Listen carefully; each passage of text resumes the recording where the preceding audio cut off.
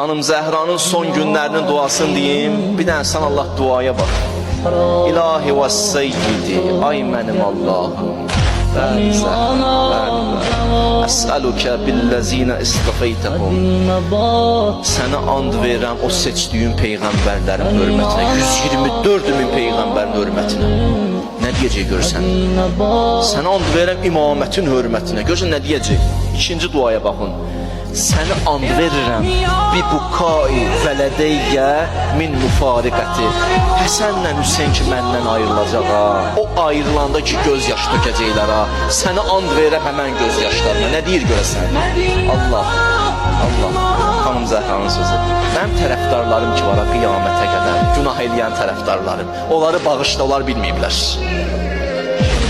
Sizi için dua edir. 124 min peyğəmbərə and verir. Bizi için dua edir. Onları bağışla, onlar bilməyiblər.